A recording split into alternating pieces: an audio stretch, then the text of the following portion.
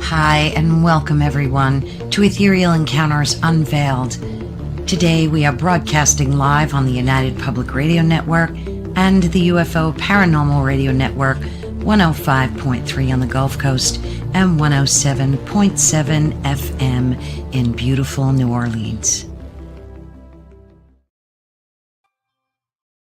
Hello, everyone, and welcome. And again, to reiterate, welcome to Ethereal Encounters Unveiled. Today we're broadcasting live on the United Public Radio Network and the UFO Paranormal Radio Network, which is 105.3 on the Gulf Coast and 107.7 FM in New Orleans. Please join us in the chat room. Our guest would love to connect with you. And when I say his name, you're going to be super excited. So are you ready to hear about the real X-Files? This is where we dive into the unexplained, the extraordinary, and the cosmic mysteries that challenge our understanding of reality. Today, we're thrilled to sit down with Preston Dennett. Yay. He is the author of many books, including Humanoids and High Strangeness, to unveil the chilling, awe-inspiring world of close encounters with humanoid beings, from bizarre alien visitations to mind-bending phenomenon that defy logic. Preston's research takes us to the edge of the unknown. So buckle up. We're going to explore these stories, the evidence, and the high strangeness that just might redefine what you believe about life beyond Earth. So let's welcome Preston. Hi, Caroline. So good to have you again. Always a pleasure.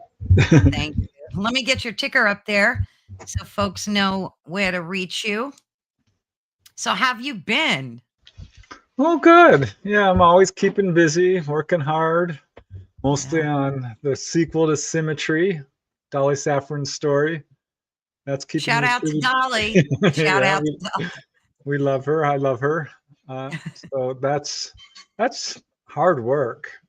Yeah. But also just keeping up with life in general and my YouTube channel and investigating. I'm doing my best and having fun, but it's busy times. Yes, that's great. Busy is always good. Yeah. I'm not complaining. Yeah, exactly. So for folks that don't know who you are, which everybody does basically, but let's give a quick rundown of your background just to kind of reiterate things and let folks know who you are. And of course, my dog's going to be barking, so you'll have to excuse him. He's got a big mouth like his mom. That's all right. We love animals. Yes, we do. Gosh. Okay. Well, I am number 5 of 6 kids. We moved west from Illinois when I was 6 years old. That's when I really started to become interested in unusual things. I became obsessed with disasters at that young age for some reason. I had to read everything I could think of about earthquakes and tidal waves and shipwrecks and volcanoes and you name it, hurricanes. Moved to California, had a pretty normal-ish life. Was skeptical of all things paranormal until 1986, when I found out about a sighting over Alaska, and that basically pulled me into the twilight zone. Found out that a lot of people I knew were having major encounters, not just little old sightings, but full on being taken on board or near-death experiences, ghostly encounters, the whole deal. Changed my life. Within a year, I had joined MUFON, Mutual UFO Network, became a field investigator, and bit by bit, it just took over my life, mostly UFOs.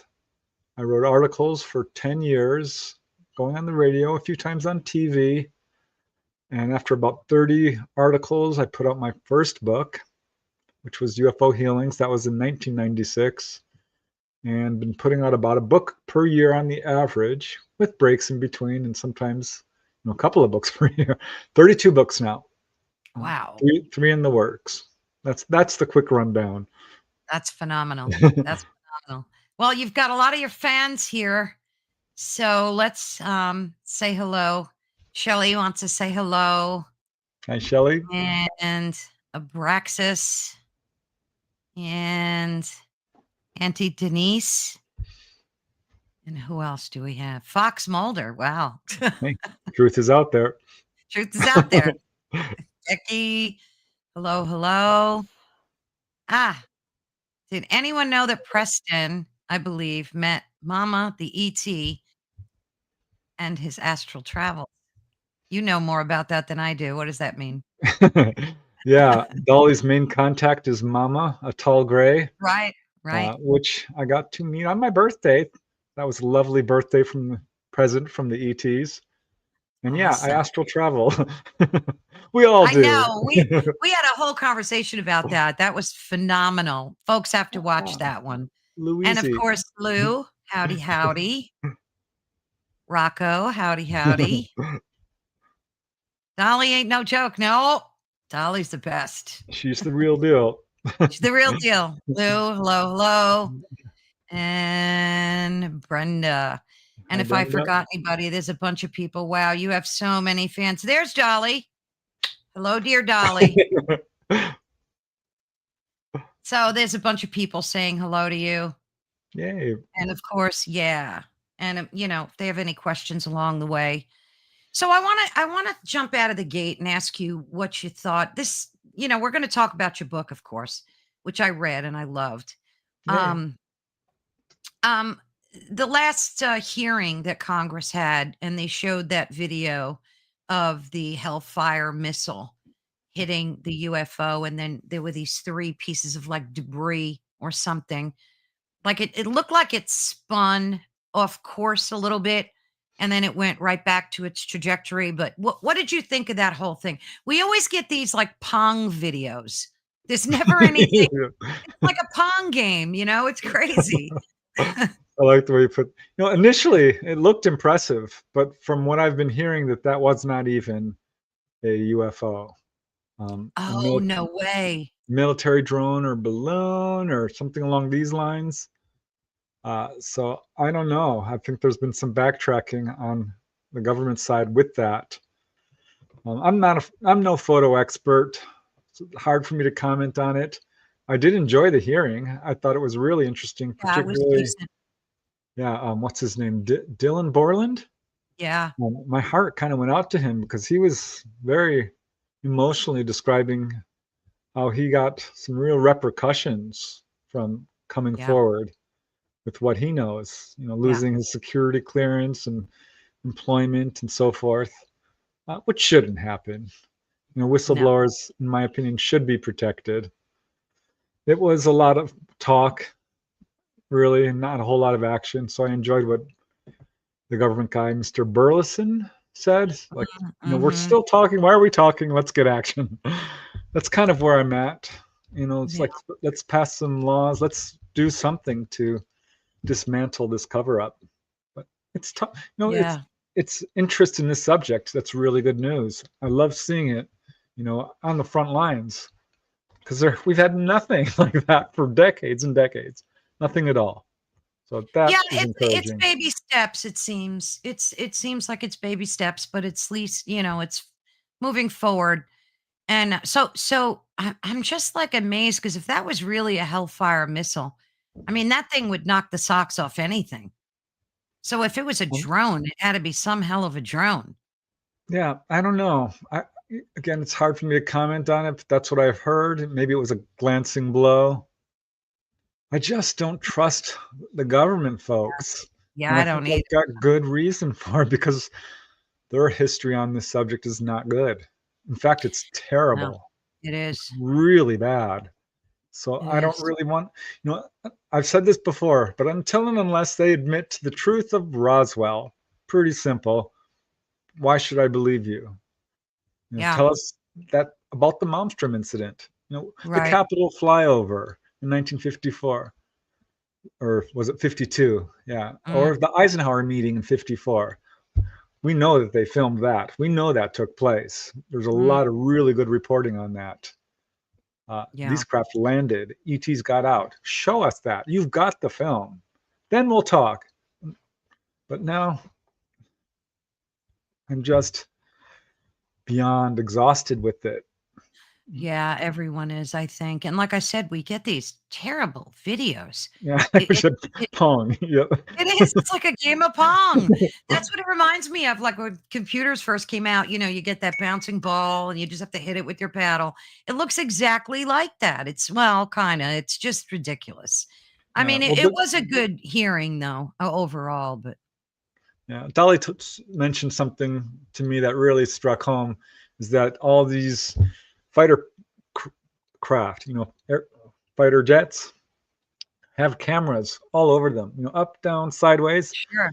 And we know that there's been thousands upon thousands of real close-up sightings with these craft. We haven't Yeah. seen one of those, gun camera No, footage. no. So let's The see only one that. I saw that was kind of, like, amazing was that egg video. I mean, that one was half with the one of the big egg. What Oh, was his name? dangling. And Uh, Jacob Barber, I think. Yeah, I think he was the one that shot that or got the video of it. I mean, that was kind of impressive, but who knows what that was too. I mean, we're just so in the dark with disclosure, and it's so frustrating. yeah, we know they've got footage which would be absolutely conclusive, because that wasn't. It could have been anything. But if they were to show the footage of an object hovering, moving along with a plane, zipping up in the sky, doing circles around it, because we know they've done that. Show us that. Yeah, I'd Yeah. like to I see mean, it.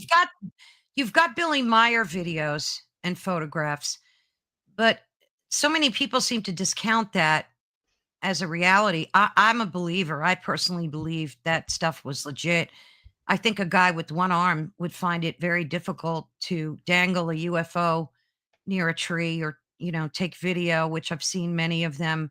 I don't know. I just personally believe that he's legit. But other than his videos and images, there's nothing really that clear out there. Yeah, there's a piece of Billy Meyer footage that if you can get your hands on it, it shows a blue sky, and then you see these craft slowly, slowly, slowly coming in, and they're for real. And there's 3 or 4 of them, which would be Yeah. really hard to do. They're wavering, they're doing the motions we Yeah. see. Uh, I think he probably is legit. Not to say that there isn't huge problems with this case, Yeah, there because are some. There some are some. photographs were clearly, gosh, hoaxed. Uh, so that's a shame. We see that with a number of cases. I'm not sure why he would do that, or if he even did that.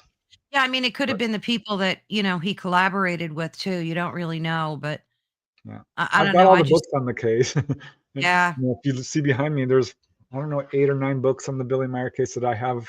I know there's more. Uh, yeah, I think he's a genuine contactee. Yeah. He actually got a piece of metal from the ETs who he delivered to a scientist, Marcel Vogel, uh, Mhm. who studied it and said, yeah, this is very unusual. It had a crystalline structure, elements Yeah. from Earth as we would think of it, but elements are the same all over the universe. So Yeah. that doesn't really say anything. But the way it was put together was very unusual, and the purity of it. Uh, Yeah. so, Yeah, there's a lot of proof, regarding I interview Michael Horn a lot, and we talk about Billy a great deal, and I don't know, he said he authenticated all of the photos, but there were a few questionable ones that people oh, for said sure. I mean, yeah, absolutely 100%. There's some problems with the case. Uh, yeah, which is a but shame. yeah, I don't know. Like I said, I think he's a legit contactee. There's a lot of contactees out there. Oh, Travis yeah, Walton, and Whitley Strieber, and Betty Andreasen, and Betty and Barney Hill, and we can go on and on. There's probably 100,000 people who come forward at some point. It's at least in the 10,000s in terms of direct contactees. yeah, I had Joe on Maltaldo, the owner of this network, and he said, he has iCar and they document all these cases of abductions and whatnot. And he was talking about a lot of them, and he's got thousands of his own. I forget the exact number, but he's got an abundance of them, of documented, abductions as he calls them. But um, Yeah, I call them contactees. onboard encounters. Yeah, encounters. That's what Yeah, I, because some people are like, "Don't use that word." Dolly exactly. hates We it, talked and about that. Yeah, I don't think we it's talked about that. accurate. Yeah, no, no, no. Some of the stories were fascinating too, and interestingly, he said the majority of men are contactees. Not, I mean, there are women, of course, too. But did you find that to be true? That the No. majority were men? Because he claimed that, Joe. Um, it's funny because David Jacobs says it's mostly women, Oh, and I did. jeez. So I said, "Okay, what's going on here?" And I examined every single case I had, evenly divided, 50-50, men and Oh, it women. is 50-50. Yeah, which would make sense. In fact, I looked for all kinds of patterns because people say, "Oh, only people with Rh negative." Not Yeah, true. he said that too. The 60 something percent, I think. Or so that's not It's true higher either. than normal, but not true. I had someone tell me only white people get taken. I'm like, no, Oh, no, jeez. no, no. That's not true either. I've interviewed people of every ethnicity, Of course. pretty much. I mean, Of Pacific course. Islander, yep. Asian, yep. Yeah, of Latino, course. yes. You name it. Yeah, Yeah, Mexico too has a huge amount of people that, I read about that have been in contact or yeah. taken There are or a few however you want. patterns. One pattern for sure is if it's in your family, you're much more likely to be a contactee. It's generational. Right, he did mention Um, that, and we've and talked about that as well, yeah. yeah, that it's Another mostly pattern generation. is psychic ability. We see a Yeah, contactees almost always reporting a wide variety of paranormal and psychic phenomena. And one yeah, other pattern, which I think is worth repeating, because it's very cool actually and encouraging, is that people who are contactees, and this isn't a hard and fast rule, but often these are really good people, very intelligent, who do good work for humanity. And by that I mean, doctors and nurses and yeah, teachers and writers and artists, musicians, social workers, environmentalists, healers. People, this might be something as simple as raising kids, but generally yeah, speaking, people who are, good people trying hard to do the right thing. right, yeah, Often overachievers. It's funny because people will tell me, "Oh, I've got 3 degrees." I'm like, "Wow, it's amazing. yeah. I have one." So, so What's your background again in your studies? Was it not journalism? I know I asked you once. What was yeah, it? I majored Was in it English with a narrative right, I writing thought option, but I will say that technically wasn't a minor, but I did minor in science. I took a lot of mm, anthropology classes, philosophy, biology, uh, astronomy, meteorology, and which was all kind of coincidental in a weird way because I really yeah, wasn't doing that for UFOs, though the whole UFO thing came about when I was in college, so it worked out. So, yeah, science is definitely my background. yeah, it's interesting how life leads you a certain way. I think you started in what, 1986 after discovering that we talked about this before in the past, that your friends and family had like dramatic encounters and that shifted, and piqued your interest. Um Yeah, when you 21 wrote years this, old. Whew, I yeah, was you were I was baby. young. Yeah. Yeah. So this book, which of course we'll have the link to, um, it was fascinating. There was so many, and of course it's called Close Encounters, Unveiled, Inside Humanoids and High Strangeness, right? Right. So you feature 20 new and unpublished accounts, right? Is this like a redo or like a second edition, or was that the original? Did you add Um, stories? Because I know you do that occasionally. um, all the books I've written about contactees are 100% original, all new stories. Yeah, Um, some like Schoolyard UFO Encounters, that's different. That's drawn from a very wide number of sources, which do involve some cases we all know about, like the Rua Zimbabwe case. But no, Humanoids and High Strangeness is 100% cases that I interviewed the witnesses personally. coming from all over the world. I mean, Australia and Europe and England and South America and Canada and Wow. mostly United Now, States. But were a lot of those stories that came to you, or did you go out and find them? Like, I would imagine that would be such a difficult process to do.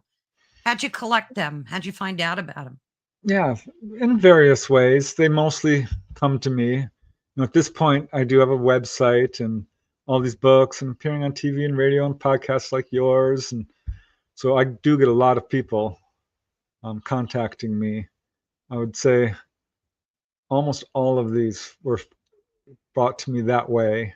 I mean, one Yeah. was a gentleman who's like, my father had an encounter. I really wanted you to talk to him. I finally convinced him to talk to you.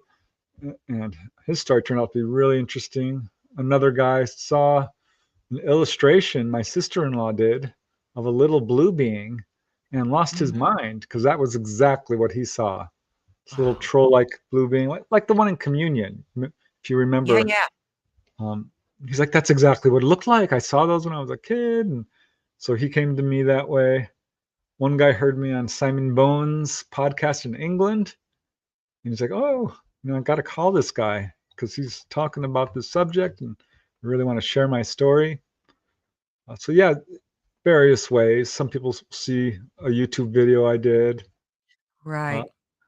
and some are just basically word of mouth by, a friend of a friend uh, refers them to me. So really all different kinds of ways. I didn't really seek these people out. I have occasionally done that, like when I did UFO healings. Yeah, There were that some was people such a good book. I think one of my most important books because it I really love that book. absolutely cements in Yeah, stone that yeah, healing is a huge part of yeah. this phenomenon. There was one guy who I read his account online. He had been healed of prostate problems. Wow. Dudley, Doctor, gosh, what is his name? Um, at any rate, I reached out to him. He didn't want to do an interview, but I finally convinced him. Good. So, So um, out of all the stories, what were there? 20, I think. And how many are in there? 20. yep. Um, what's the most like surprising or compelling story in the book to you that you really like hit your heartstrings and you just like blew you away? Oh gosh, Carolyn, that's so hard to choose. I think probably the first chapter, um, the mother and son aboard a UFO, is what I called it because this one did really tug at my heartstrings, and I got to speak with both the mother and the son who had this incredible experience, and it's just so profound because Mm, at age 7, his name was Richard Simon, suddenly develops insomnia and mm, anxiety for no darn reason. 7 years old, he can't fall asleep anymore. That's and he lived with this throughout his teenage years, all the way up to adulthood, and nobody could figure it out. He was a good student. He had a great family, older brothers. You know, there was no reason for this. And then his mother, Ines, one day, he's like 21 years old. He did have a missing time encounter at age 18. He saw a UFO, and suddenly it's 3 a.m., right? So there was some clue, but he wasn't putting it together. But he's 21 years old. His mom is a chain smoker, and kind of so is he. At any rate, she says, I'm quitting smoking. I found this hypnotist, Retha Martin is her name.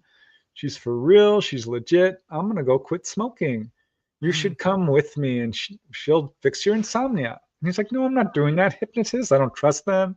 She's like, no, no, this lady is for real. I looked her up. She is for real. She's very respected in this field. So finally, he relented and said, fine. Because she says, I'll pay for it even. It's like, okay, if you're going to pay it, let's go. So they got appointments back to back, right? She goes in first, and he's in the waiting room. He hears her crying through the walls. He's like, oh, this is not good. I thought she was quitting smoking. What's going on? She comes out after an hour, all teary eyed, and the doctor is with her. And he's like, Mom, what's wrong? And he's looking at the doctor, and she's like, don't worry, I'll tell you later. It's your turn. You go inside. And so he does and talks to the doctor. And she's like, why do you have insomnia? She's like, I don't know. I just have to lock all the doors when I go to bed each night. I've got a fear of intruders. And she asked all the questions you would ask, was there a good family life and any abuse and so forth. He's like, no, everything's fine. She's like, okay, well, let's try hypnosis. Puts him into a trance. It takes 20 minutes. And under trance asks him, why do you have insomnia? That's it. It's all she said. He starts seeing flashes of light and the face of a gray alien looking down at him. And just like that, the walls of amnesia broke down and he remembered everything. She hardly even needed to prompt him. He got the tapes and he remembered this whole onboard experience. At one point, woke up and accused her of planting it in his brain. He was ready to fight. And she's like, sit down, calm down. I didn't do this. I'll give you the tape. You can look. This really happened. Your mom remembered the same thing. And what they remembered is amazing. He woke up age 7 because lights were flooding into the house. Right. And he walks into the front door and there's all this light coming outside. He's thinking, what is there? An accident, a fire? What's going on? Rushes into his mom's room. His dad is at the night shift, so his mom sleeps alone. She's not in bed. She's nowhere in the house. He's looking around and sees a figure walk by in the front of the house. So he's getting really nervous. Yeah. And he's calling for mom over and over and over. He's 7. And suddenly the front door flings open and there's a little gray. Wow. This, of course, sends him over the edge. Next thing he knows, he's inside a craft on a table being physically examined by 3 short grays, a mid-size, and a tall one, almost 7 feet tall, 6 or 7 feet tall, standing at the edge of the room. He's very frightened. Yeah. And saying, what's happening? And the gray keeps coming down and says, you're fine, child. We're almost done. You will be fine. There's no need to be afraid. And he's deeply afraid. And then he hears a woman screaming, and she's cursing like a sailor. If you effing hurt my child, I'm gonna effing kill you. You effing MFers. Just really going off on it. And he's like, oh, thank God there's somebody here. Someone's gonna save me. Well, that's, of course, his mother. And she remembers seeing her son on this table, these little grays around him, working on his stomach area. No pain, and they were trying to nurture him. He said they weren't evil. It wasn't bad. He was just frightened. And they came up to her and said, don't worry. Your son is fine. We're not hurting him. This will be done soon. It was about 20 minutes, a half an hour. And essentially, that's what they both recalled independently. And all the details matched. She saw 3 little grays, a mid-size, a tall one. Yeah. So the hypnosis clearly worked. And what's so interesting about this particular account is, so he grows up and has a kid, right? And she's 7 years old and suffering from weird nosebleeds. I'm like, we're going to have to take her to the doctor. What's going on? So she comes into the living room and starts pointing at the TV, Daddy, Daddy. And he's like, what? I'm watching TV. She says, that is what's coming into my room. And she pointed at a gray alien on the TV. And he's like, oh my God. She's 7. His mom said, you know what? When I was 7, I went into the barn and there was this little creature there. So that's 3 generations, all at age 7. Yeah. Now get this. He takes her to the doctor. This is so interesting. When I heard this, I'm like, oh my God. He takes her to actually it was the dentist. He was going to have a doctor's appointment a week later for her nosebleeds, which had stopped by this point. But goes to the dentist, and the dentist is upset. He shows this x-ray to him and says, you told me your daughter had never had surgery. There were Mm, no implants. You filled out the form and you lied." And he's like, mm. "Wait, hold on. I didn't lie. She's never had surgery." And the dentist is like, "Well, what the heck is this?" And there in her sinus was a little rod with little wires, Oh my goodness. yeah, into her upper sinus. And Richard's like, "Well, what the heck is this? An alien implant?" And the doctor just gives him this cold stare and says, "I don't know what it is." And he's like, "Well, take it out." And he's like, "I'm not doing that. Just leave it there." And that really upset him. So he goes to the doctor, and the doctor's all nonchalant. It's like, I don't know. We don't know what it is. Just leave it there. He's like, "It's not supposed to be there. Take it out." And he's like, "Oh no, we don't want to do surgery on a little girl. Just don't worry about it. It's probably nothing. Maybe she stuck something up her nose." It's like, "What are you Ah, talking about? It's way the heck up there. It's embedded." And he's like, "Well, you can see another doctor if you want, but I'm not doing anything about it." So he does. And this is like the third doctor visit. And at this point, the doctor, he gets the x-rays, right? Gives this doctor the x-rays and says, "What's this?" And the doctor takes a quick look at it, looks back up at him, gets up, closes the door to his office, sits down on his desk, and says, "If you tell anyone I told you this, I will deny it." Opens his drawer and slides over this government document. This is what Richard told me, the witness. So this document, Carolyn, looked official, he said. He only got 30 seconds to even look at it because the doctor snatched it out of his hands. But what it said in essence, per Richard, was that if this is to the doctor, if you find any foreign body or implant in a person's body, you are not to remove it under penalty of loss of license, wow. finding, and possible imprisonment. And the doctor told him many physicians receive this. "I'm not going to talk about it. This is why you're having trouble with doctors." That rang a bell for me because I talked to a guy who had an implant in his arm, went to the doctor, got it x-rayed. He says, "Give me those x-rays." The doctor's like, "I can't do that. These belong to the." He's like, "No, no, no. I have a right to my medical records," which you Mhm. do, by the Sure. way. Yeah. And finally, he got the x-rays back and they had been altered or What? changed. There was no implant there anymore. He saw it. I know I talked to another lady.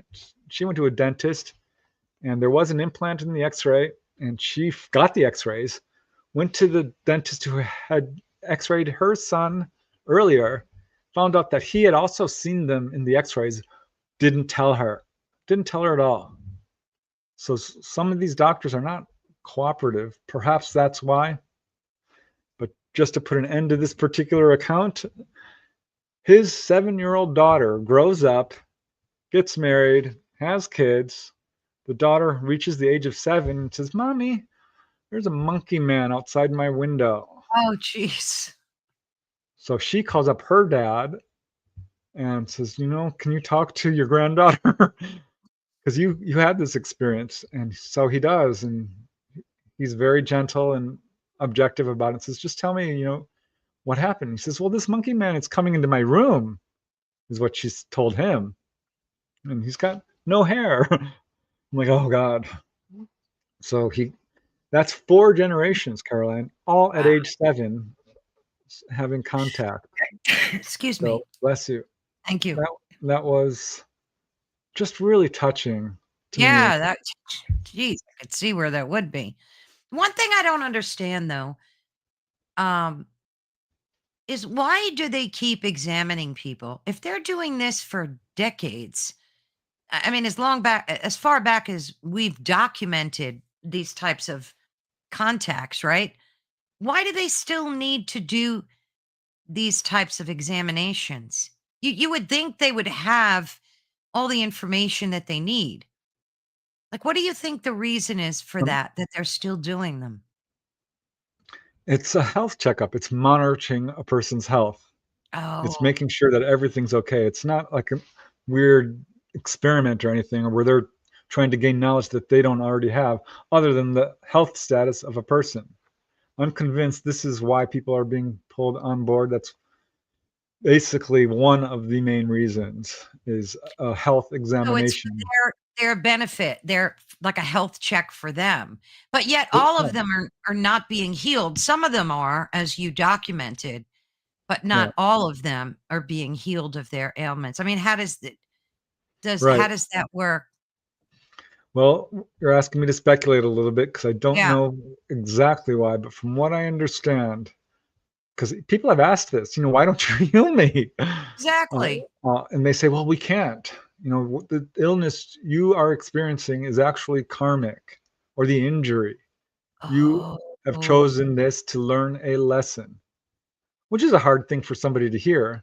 But it there's is. some indications of this. But That's that makes sense when you look at something like soul contracts, right? So, you come here to experience. That makes so much sense to me. And that's just part of your like karmic journey, I Yeah, guess. the And they ETs don't will want to intervene to a interfere. certain extent, but they can't, change a person's life path. We're autonomous beings who've made a choice. And Mm, so if we made a foolish choice and which allowed us to become ill or injured, sometimes we have to learn from that. Uh, but yeah, they do absolutely heal people, and I think it's a lot more common because people might say, "I didn't get a healing." Oh, yes, you did. You just mm. didn't know you were sick because people have Oh, asked that exactly, like, "What are you yeah, doing?" "Oh, yeah. well, you've got a tumor." It's like, I'm not showing this. I interviewed a guy. I said, "What are you doing?" He said, "Well, you've got a tumor in your brain and we need to take it out." He's like, "I'm not sick. I don't have any problems." I said, "You will. If we don't do this, you will get sick." So there's, I think, a lot more healing going on because, again, they're not asking for an insurance card or money or compliments or anything. They're just getting their work done. And not, especially if a person is in any kind of fear, they're not probably going to get the information. They're not communicating as much as a Correct. two-way street. But Gosh, that makes so much sense. Yeah, Edith Fiore in her work found 50% of cases involve healing. That's a lot. That is a That, lot. that's what the free survey found. MUFON found about 10%. In my own research, it's closer to 20 to 25, maybe 30%. So it's certainly a consistent feature, but there's many reasons people are taken on board. Some are simply for guidance, to give them information about their personal lives. One lady I interviewed, she was told, "Oh, well, you're going to have some changes in your life. This boyfriend is not right for you. You're going to Yeah. get a raise at work." Um, these kind of things about their personal life or about the world in general. You know, you're on the wrong path towards nuclear proliferation. This is going to be the end of the human race if you don't change things. War Yeah. is a problem. You need to do your part to stop the violence humans are perpetrating on each other. Yeah. These are often little kids, like, what do you expect me to do? But if they tell enough people, what it does is, the 100th monkey effect. If enough people say, you know what, war is stupid, let's stop, it can have an effect. So I think that's what they're trying to do is, just alert everybody they can about Yeah. what's going on with us on our planet. But there's many reasons people are taken on board. Yeah. And many of us want to have that experience and don't get it. Yeah, Uh, yeah. I mean, I could use a few healings here and there. Trust me. And I wrote the that's book on it. right, exactly. It's like, what the Well, yeah, heck? but you've already had your encounters. You've had some awesome encounters. So, Yeah, but still, I think yeah. uh, Earth life on Earth is not easy, and there's not a No. person on this planet, almost without exception, who hasn't gone through injuries and illness. Oh, not only You know? physical stuff, but what about mental, illnesses I mean, it's just I don't know. It's perplexing, but I like that answer that you gave as part of their karmic journey. That makes like more sense to me. So Yeah, and thank you now for I'm that. not going to say that that's true in every case It either. makes sense. It does make sense. At least it gave me a good footing on not being able to I understand just that. mentioned it because people have ETs have used that word karma in a dozen cases that I've heard of which was interesting to me because I always thought of karma as kind of a human concept, but Yeah. it makes sense that it would be universal or cosmic, Oh, whatever you want to absolutely. call it, galactic. Yeah, I Um, mean, it's basically the law of cause and effect if you think about it, right? It's yeah, kinda like the same thing, so but yeah. So your book showcases these incredible, like, diverse entities. You've got grays, mantids, reptilians, you've got tall whites, hybrids, and even hairy dwarfs, right? So what type of humanoid did you find, like, the most enigmatic? In the book? Like, what was the most compelling to you? oh gosh, there was a few weird ones. I think one of the ones that really struck me was a gentleman who his name is Galen Sharp, who described what we would call the little people, an elf. Uh, and finally, he agreed to an interview. That was another tough nut to crack. uh, and it took me, several requests, but such an interesting story. Um, what does this say? Doesn't make sense. Yeah, They this really I want. I thought you might wanna answer that. She said, "It doesn't make sense if they really wanted to alert people of danger to humanity, the Earth, it would make more sense to be strategic about it, not just hit people up randomly and then make them forget." And we're gonna try to get to your comments later, but that one caught my eye. Yeah, I don't think they're trying to make people forget. That's on us. That's a two-way street. Uh, because the fact is, people can remember and do remember. Yeah, Uh, and it might take a while. It might even take hypnosis. A lot of people remember fully consciously. And I don't know that it's random either. Because what they did do, and we've got some good reporting on this, is they did go to world leaders, the movers and shakers of society, and oh, received a yeah. very lukewarm reception. Basically told world leaders, you need to stop nuclear proliferation. This is Mhm. ridiculous. You're on a pathway to self destruction. What did we do? Built more nuclear bombs. Yeah, They don't want to hear it. Our leaders don't want to hear this. So, knowing that this is urgent for all humanity, they decided to do a grassroots campaign. It's clearly what's happening. And I'm not speculating here because when the nuclear age hit, 1947, is when the modern age of UFOs began. yeah, 1950s is when people started getting taken on board in large numbers and given this message, whether it's grays or tall whites or mantids or human looking, it's the same message. And as far as the amnesia surrounding encounters, it is a problem. And you will see that people who have encounters that react with a lot of fear, and I'm not blaming you because it's a very scary experience. Don't get me wrong here. Uh, I understand, when people are like, this is scary. Yeah, it's very scary. We're trained to fear. There's a lot of fear surrounding this subject, fear of mhm, unknown. It's why I do this research to turn the unknown into the known, because knowledge will replace fear. If we know what's going right. to happen, we'll probably be largely okay with it. So, no, I don't think it's random. I don't think they're trying to make people forget. I think they're trying to alert as many people as possible because this will get the message across. And to some degree, it's working. There's been a very strong environmental movement, very strong anti-nuclear movement. Yeah. So we're making progress. But yeah, that's an important question. I'm glad you stuck it up there.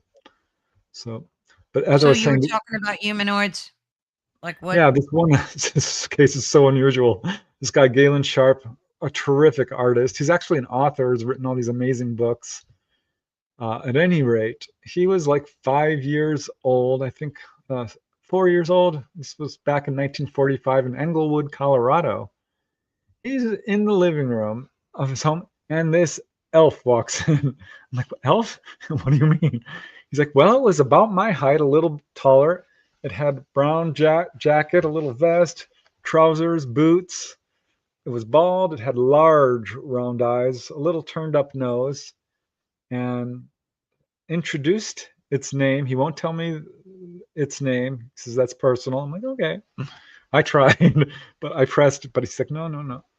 Uh, Called him Topper. That was his nickname because he had, hair that floated around, and was very joking with him and playful, and then would give these very deep philosophical messages That for 4-year-old Galen, just went right over his head.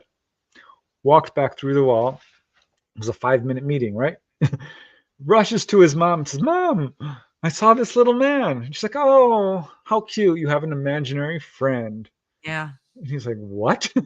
No, no, no. Could not convince her. This little guy came again and again, 3, 4 more times. And it was always the same thing. Never touched him. He never touched the elf. The elf never touched him. Always wore the same clothes. Always gave these really deep philosophical messages.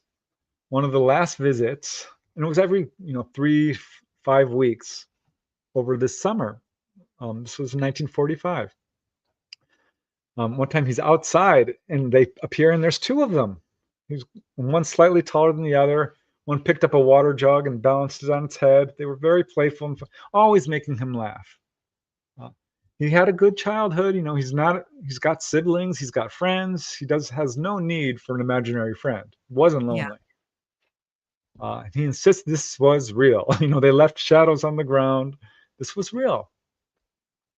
And the last visit was really poignant because his parents are like, "We're moving. We're going to be moving in 3 weeks or whatever." And he's like, "Oh no, I need to tell my little friend." And his friend arrives. He says, "Oh no, I'm moving. Can you come with us?" And for the first time, this little elf gets solemn. He's not happy. He says, "Oh no, we can't go with you. We have to stay here at this spot. We cannot Oh, leave this spot." And that was the last, of course, he ever saw them. He had to leave. But he grew up, he saw a few UFOs. He ended up writing books about philosophy, and dualism and really deep books. wow. That's not a coincidence. I mean, if they Right. were telling him all this deep philosophical stuff, it probably stayed with him, right? I Yeah. mean, Because I even asked though him, he didn't understand it. yeah, I'm like, "Well, what did they tell you?" He's like, I don't remember to this day. And then he starts telling me about his books. I'm like, "Dude, you remember." He's like, Yeah. "Well, yeah, I think this is probably what they were talking about." Yeah. But I kind of dove deep on this with him. I'm like, could these have been screen memories?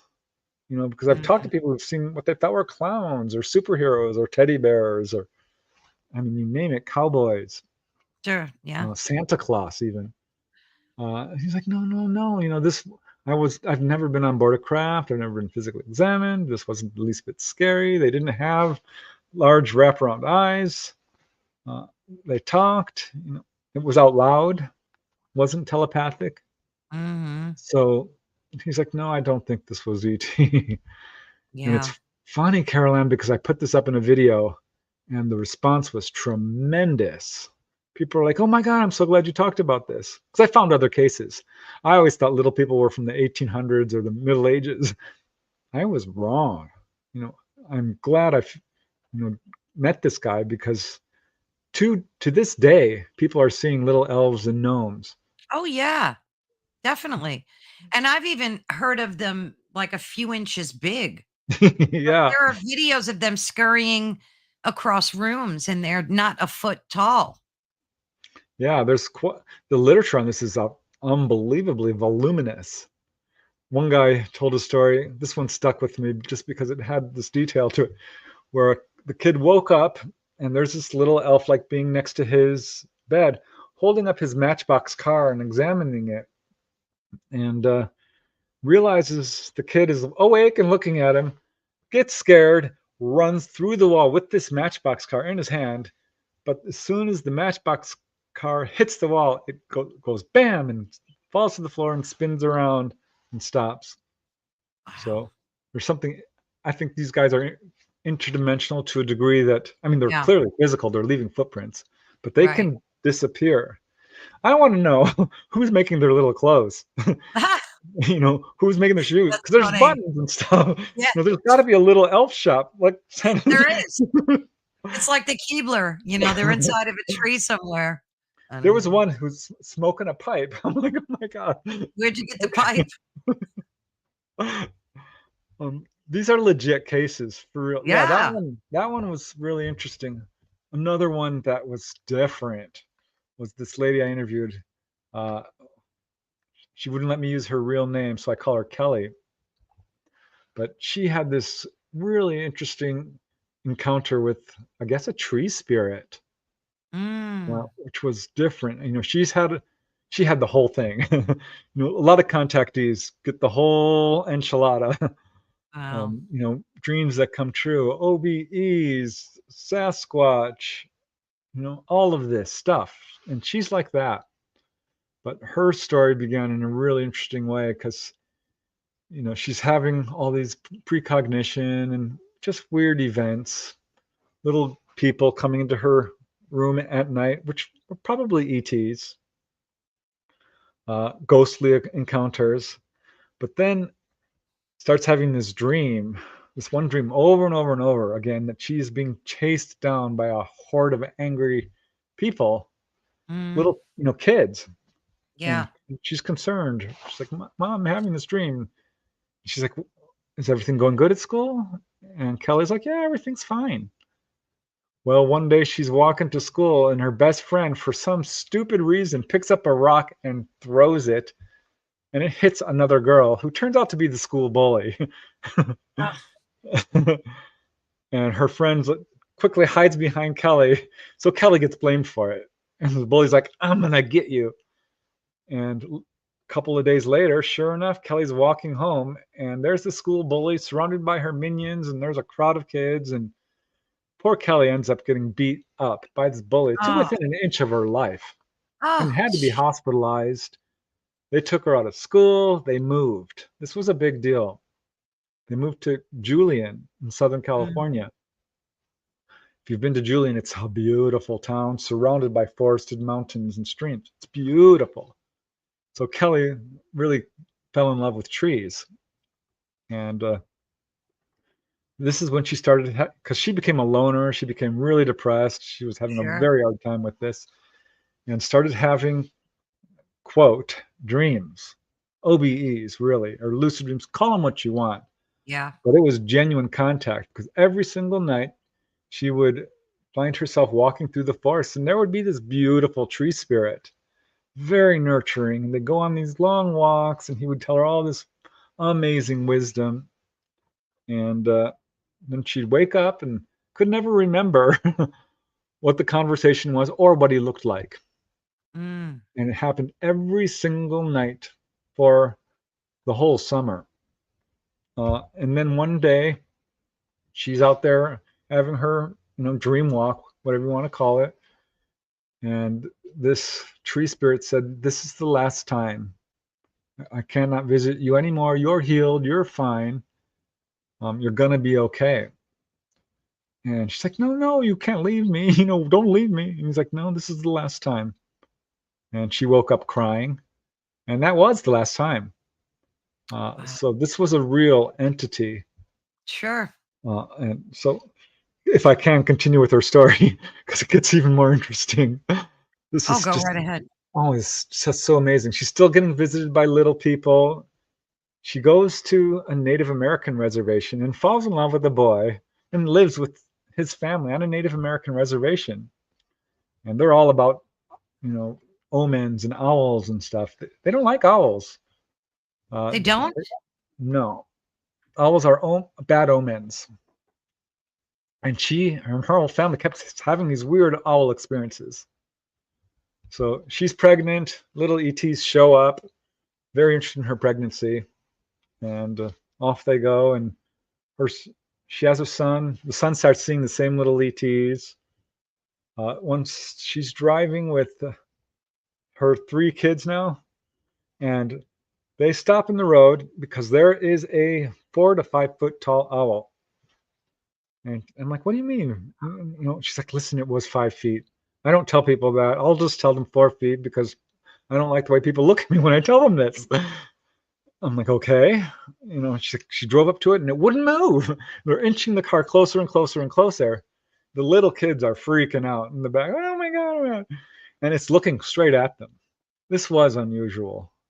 If you've read, if you haven't interviewed Mike Cleland, you Mm. absolutely should. He wrote the book The Oh, Messengers, about owls and the connection with UFOs. because Willie Strieber talks about it. No, Contactors talk about it. I haven't interviewed him, but I've heard of that there's a connection. I Yeah, would love to get to yeah, interview. yeah. Get a hold of him. He's amazing. So at any rate, finally, she inches the car forward. Nick takes off. A weird owl story. Another story she had was like, oh my God, they were pretty poor. His dad was a teacher and his mom was an artist, so they didn't have a whole lot of money. Yeah. And she wanted long underwear because all her friends were riding in the forest. This is a cold area where there's snow. And she got a book on horses for Christmas. She was so upset. She wanted long underwear, like all her friends had. She didn't get it. So she was depressed and she went running off on her horse through the woods at random.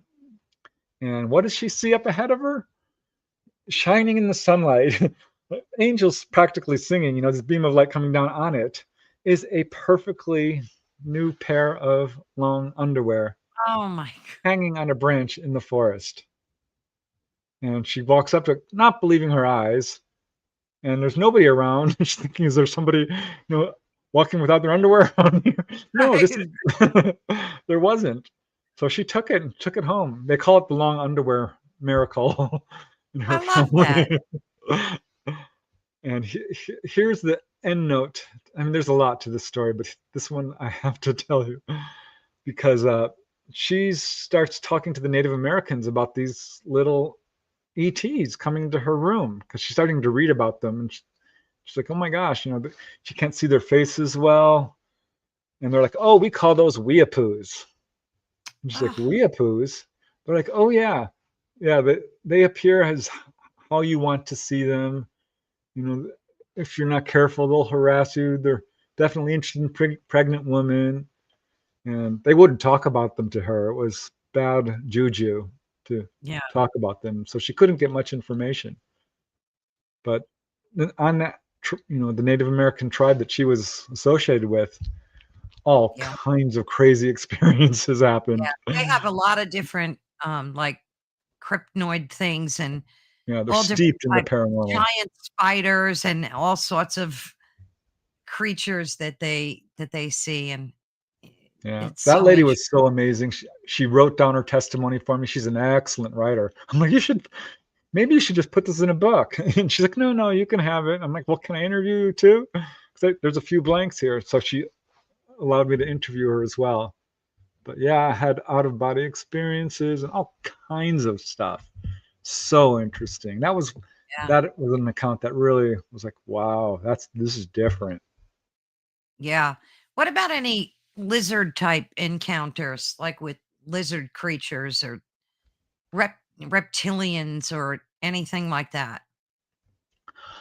There was a couple. One comes to mind. This was like one of my favorite chapters in the book because this gentleman who did allow me to use his real name, Richard Barton, uh, was having these really interesting experiences. Again, he's a youngster. He's like 4 or 5 years old in West Corners, New York. This is 1965, and he's in the living room. His sister's in another room. His mom's in the kitchen. His dad's at work. And he sees someone out of the corner of his eye in the window. Turns to look, and they drop down before he can look at them. Happens 3, 4, 5 times. He's thinking, oh, it's his friends. He's got friends down the street. They're playing a joke at him. Yeah. So he decides he's going to just wait there at the window and go at them, which he does because up pops this face. He's like doing this, and it's a gray. He's never seen a gray. He doesn't know what a gray looks like, but it's a gray wearing a red vest, he said, big wraparound eyes. He drew it. Here, actually, I have the image right here.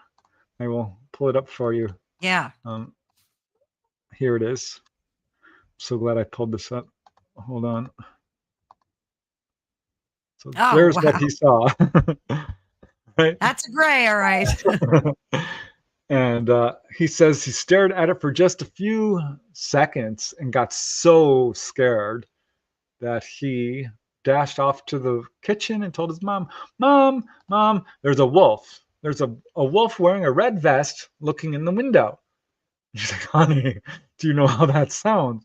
He's like, come on, before, when he dragged her to the window, and of course it wasn't there. And that became the family story. Richard saw a wolf in a red vest. He's crazy. So he's getting some joking from all of this, some ridicule. And a couple of days, a week later, he's sitting alone in the living room again in the morning. And sure enough, someone's popping up in the window, does the same thing, waits for it. It pops up. This time he lasted 10 seconds staring at this thing from, 2-3 feet away. And he couldn't take it, ran back and screamed, ah! Didn't tell anyone this time because he learned his lesson. Yeah. Yeah. That Sadly. happened 5 times. Wow. And he said the longest he was ever able to last was 30 seconds. I'm like, Mm. really? It's just the fear just builds up on you. You realize you're seeing something non-human. And at first you're fine, but it's staring back at you. Yeah. I think this was an introduction for him to sort of get used to its presence. Because That of makes what, sense. yeah, because of what happened next was his sister, who I interviewed, also was having encounters with what she called a werewolf, who would come into her Mm. room and scoop her up, and she would pass out and like pick up her toys. And once she saw him being taken, they Mm. didn't share a room, but there was no hallway between the rooms. So the ET would have to go through her room to get to his, or it did, I should say. At any rate, I'm getting to the reptilian part. But there's this amazing thing that happened. He has eidetic memory, Mm. photographic memory. A lot of contactees do. Dolly Saffron, others have this weird photographic memory. Hypersthenesia, I think they call it, something like that. He's like, I got it. I'm like, okay. He says, this is why I think I remembered what happened next. Mm-hmm. He woke up and he was with his mom on one side, and his sister was holding his mom's hand, and he was holding his mom's hand, and they were walking down a hallway, curved hallway in this room, and there were grays, little gray aliens. And they take her into a room, and he starts to follow them. And they're like, no, no, no, you have to go to the other room. He's like, I want to go with my mom. I said, you can be with her when she's done, or when you're done, or whatever rate. Yeah, when you're done, is what they said. This is important. You can be with her when you're done. So they take him into a room and they physically examine him. And he's like, oh, well, this isn't that bad. This is like a doctor's appointment. This is weird. They look weird, but it's not that bad. It Yeah. didn't hurt. It went on for like 20 minutes. They're talking to each other. They said, well, something's wrong. And he's like, oh, no. They said, but don't worry. It won't manifest until after he is able to breed or have kids. They're like, oh, huh. He remembers this, right? He's 5. And then they said, okay, you're done. He said, oh, take me to see my mom. And they said, no, we'll take you to her when she's done. So Mm. now he's mad because that's not what they told him. They said, when you're done, we'll take you to your mom. Now they're saying, well, when she's done. Yeah. So he's kind of talking back. I'm like, you're fine. We'll take her to her when she's done. And after like 10 minutes, and he's impatient. He doesn't know where he is. He's a little nervous. And these are, grays, and one Yeah. kind of almost human looking, a hybrid. So finally they take him to the other room, and there's his mom. His mom is absolutely out of it. And his sister's just crying. She's like 3. She doesn't Mm. remember this. And they're walking to another room. And he's like, Mom, Mom, Mom, Mom, trying to wake her up. Mom, Mom, this is amazing. Look, look, look. Finally, she turns to him and says, just do what they say and we'll be all right. And they go to this other room, and the floor turns transparent, and they can see down the pine trees down below. Next thing Mm. they know, they're being lowered down to the ground and walked towards their house. And that's all he remembers. Wakes up the next morning, much later than normal. He's an Mm-hmm. early riser. Jumps up and goes running into the kitchen like, Mom, Mom. He's thinking the FBI is going to be there, the police, all of this. Nobody remembered anything. Nobody Wow. remembered one bit of it. They grow up. Has another encounter with this human-looking ET in a park and has missing time. It's His story is amazing. So I talked to his sister because he said she had encounters as an adult too, Hmm. and she's like, she's super psychic. She was able to solve a murder because she's the victim talked to her like this person killed me and here's his name, and Oh, she didn't geez. want to go to the police, but he got caught. I looked this up. This was an Wow. actual case. And she's like, I don't ever want to deal with that again. It was too freaky, but really profoundly psychic in terms of mediumship. And she said, yeah, I did have an encounter and I didn't like it. I'm like, well, what happened? So these three reptilian beings came through my wall and they were the scariest looking things you've ever seen. Mm. And you're, you know, greenish skin, Yeah. scaly, Yeah. yellow eyes, vertical slits. And I'm like, well, what happened? She says, well, they didn't do anything. They just looked at me, but I felt the kind of fear I've never felt before in my life. Wow. And the kind of fear like I would be extinguished and they were trying to steal my soul, is how she put it. Which, fear will make you, feel that kind of thing. Uh, and that after, just she was paralyzed. She couldn't wake up her husband, but she ended up writing the whole thing down because nobody believed her. And I believe her, she uh, is a contactee for sure. And her brother. It's funny, when I was interviewing him, he's like, no, I don't really talk to my sister. We don't talk. I'm like, oh, that's too bad. I would really like to talk to her. It's important because, it helps verify. He's like, well, I'll call her. I'll call her for you. And she agreed to be interviewed. But yeah, I don't get a whole lot of reptilian accounts. That was one of them. They weren't like the 7, 8 feet tall that I sometimes hear. Yeah. They were 5 feet tall.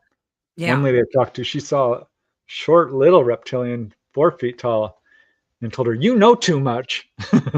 That's unusual. Is Usually what it they're told big. her. But yeah, all different types of humanoids people see. And reptilians is definitely one of them. I wonder if they're from our planet, honestly. I think they might be better termed crypto-terrestrials, honestly. Uh, Hard to say for sure, Yeah. because I do have a few accounts where there was no UFO involved. So, Yeah. You hear stories of them living on deep in the earth, within the earth. yeah, And I've heard of them being sighted like in sewers and stuff, peeking through gratings. And who knows, they might be, from the planet, just living deep underneath. yep, yep. So Oh, weird.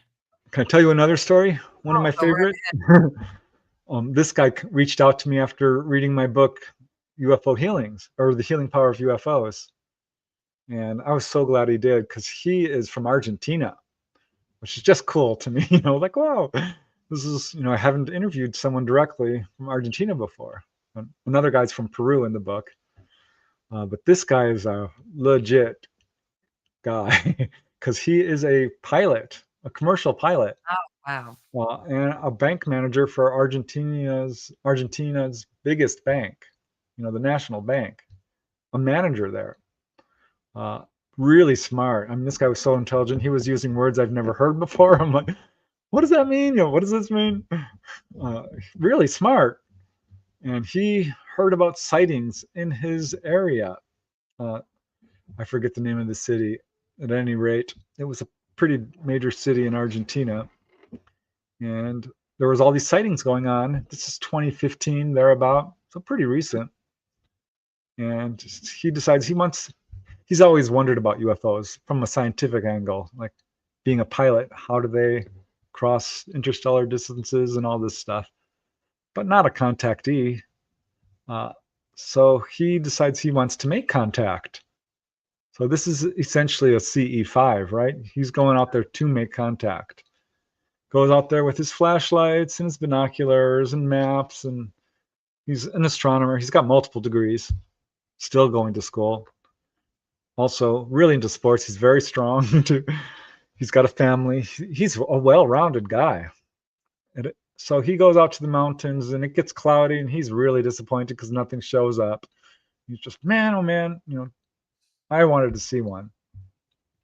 It's like a week later, maybe a month. It was just, a short time later. He wakes up to somebody calling his name, Hector. Hector, that's his name, Hector Mm. Sawiak, and it's in his head, telepathic. He sits up in bed and his wife's asleep, so he says, this is weird. Hector, Hector. So he doesn't know why he does this. He gets up and looks out the window. And as soon as he looks out, this blazing craft goes shooting across the sky. He says it was far faster than any plane, but definitely not a meteor because it took, a good 5-10 seconds to Sure. go across the sky. It wasn't coming down, it was parallel. He's a pilot, he knows this stuff. And he's like, this was not anything natural. He's like, wow, that's so cool. I did get to see one. I reached out to them and they responded. Just wait. So this is freaking him out. He's like, wow, and goes to bed. He's like, oh, I saw a UFO and spoke in my head. This is so weird. Couple of weeks later, he wakes up because his room is filling with light, sits Mm. up in bed, and there's these two kind of grays, not fully, more human looking, kind of, wearing blue jumpsuits with red collars and red things on the sleeves and red collar and tight fitting jumpsuit type things. One is 5 feet tall, the other 6 feet tall.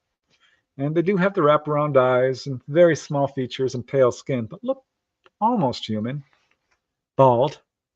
And one, I think it was this taller one, walks up to the side of his bed. He's an absolute terror, right? He's absolutely freaking out.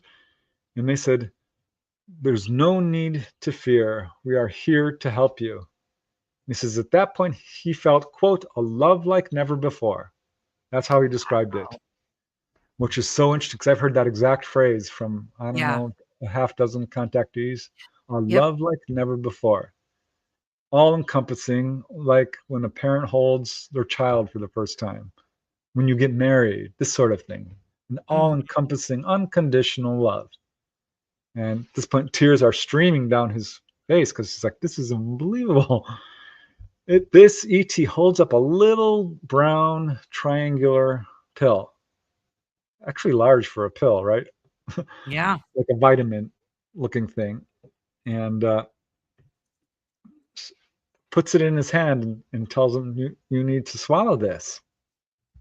This will help you. And he's like, okay. Swallows it. He says it was bitter. And they file out and he falls asleep. Pretty brief. He wakes up the next morning. He's a little nauseous, but he can feel the tears on his head. He's like, no, my God, this wasn't a dream. He remembers it. This was a fully conscious contact. And I'm like, were you sick? He's like, no, that's the weird thing. I'm not sick. I'm actually really physically fit. His wife and his kids are like, okay, dad. Whatever you say. They were supportive, but they were like really taken aback. Sure. Uh, and he doesn't know what that was about. But that's what you know, led him to my book because he does feel like this was a benevolent healing encounter in some way. And perhaps, yeah, this was one of those cases where he would have gotten sick. Hard to say for sure, Could be. Yeah. but it's certainly an interesting case because the guy is just so remarkable. Speaks English really well, and of course, Spanish. Uh, just That's the super second time accomplished. I heard of that deep love, overwhelming feeling. Jake Barber said that when he was retrieving, I think, that egg thing. He said, and he didn't know if that was um, like it given to him to calm him down or not make him feel anxiety. But he described it the same way that you just did, which I find very interesting. Like, I Yeah, wonder if they impose that on you or if that's a genuine thing. I would say it's genuine. Um, I do know that some people do feel this unnatural calmness. Like I wasn't scared, and I don't know why.